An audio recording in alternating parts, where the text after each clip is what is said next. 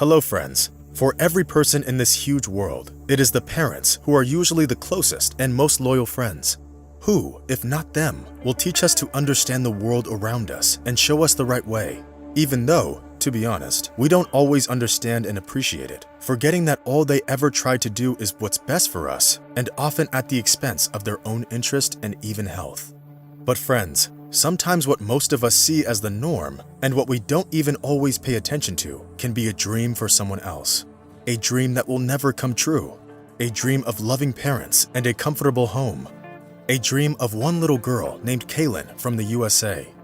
This story begins many years ago on one of the streets of the roughest neighborhoods of Kansas City, which in the early 2000s was ruled by violence, street gangs, and brutality instead of peace and order. It so happened that this was the neighborhood that a little girl named Kaylin Scales, as well as her two brothers and their mother, were all unlucky enough to live in. This isn't to say that her mother was a truly bad woman, but because of the problems in her life, she was often on the verge of a breakdown. She could also disappear from home for several days. Local social services had their family listed as dysfunctional. 9-year-old Kaylin was often left without food.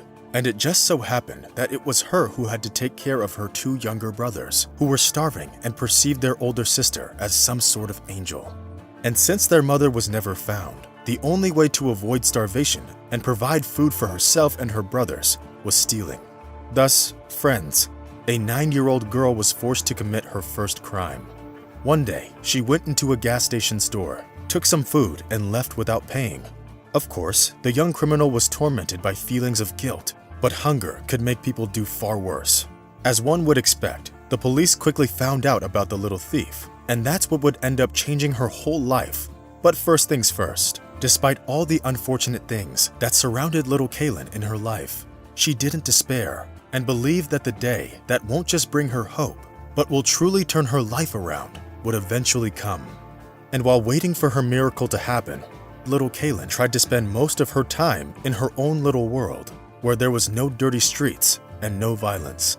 She would sit by the window every day and watch people and the world outside.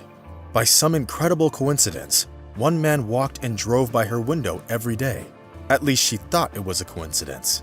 As Kaylin herself later said, "I was waiting by the window to see him every day. He was wearing a beautiful uniform, and his walk and his whole appearance fascinated me. He always looked at our window, as if he knew that I would be waiting for him there. So one day, I couldn't resist and just waved at him. And how surprised was I when he smiled and waved hello back at me. I remember hiding behind the window because I didn't even think that he had noticed me before. But as it turned out, that man in a beautiful uniform was a police officer named Jeff. Even before the first incident, when he learned about little Kaylin's theft, he had already made a point of watching her family's house. Jeff Colvin was a patrol officer who worked in this neighborhood, and having heard the little girl's story, and also after gathering information about her family, he decided that every time he was out patrolling, he would stay close to this house to make sure that everything was fine with the family. But there's more. Starting from that day, their daily greeting became some sort of a ritual. Even though Kaylin didn't even know the name of the police officer, they kept saying hello through the window every day. The girl was always happy to see him. Then a couple of days later, there was a knock on her door. It was that same friendly police officer. He was smiling and saying that he just wanted to have a chat. I remember him saying, "Hi stranger that always waves at me through the window. I just wanted you to know that if you or your brothers ever need help, or maybe you get scared of something, you can always call me. Don't be afraid of anything. I'll be close by every day." I just stood there and watched him with my mouth open, Kaylin later said with a smile. Considering that their mother wasn't always around, the officer became the only other close person she could trust. When we got scared at home, I'd always tell my brothers that he'll protect us, and it always helped. So that's how the friendship between the little girl and the police officer began. This friendship would later change her whole life.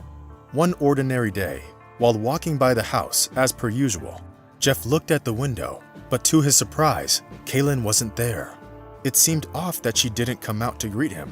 Jeff was concerned, since he was used to seeing Kaylin happily waving at him every morning. Without hesitation, he came to the door of her house and knocked on it, but no one opened. He tried to call her, but there was only silence in response. Then he broke down the thin door. As he entered the house, he couldn't believe what he saw. Kaylin was lying on the floor. Seeing her new best friend, she whispered that she couldn't breathe. Her 2 younger brothers were crying next to her, not knowing what to do. The police officer picked her up immediately, put her brothers in the back seat of his car, and rushed to the hospital. As the doctors would later say, that was the only thing that saved her. Kaylin was so ill that she fainted. She was diagnosed with severe malnutrition. Kaylin's mother came to pick her up from the hospital, but the police officer stayed close. He had a talk with the parents, but he seemed to realize that it wouldn't change anything. So from that day on, he began to come and visit Kaylin and her brothers, always bringing them some food. This went on day after day. He would always tell me that I need to stay strong, that I should never give up. Perhaps he thought that I was still too young to understand anything, but I absorbed his every word like a sponge, and I knew I would definitely do everything as he said. He became like a father for me, one I could trust. But friends, be that as it may, this beautiful friendship was interrupted. But let me just say, jumping ahead, it was interrupted, but it didn't end. Soon after this incident, their mother moved Kaylin and her brothers to a different city, and Jeff didn't know what happened to little Kaylin and how her life turned out.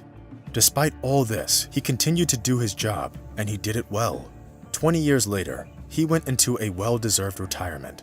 He would occasionally remember the girl who waved at him through the window many years ago, and would wonder how her life turned out. And just as he was about to leave the service, Jennifer Jones, an investigator from Kansas City, approached him and said that she has some important news for him.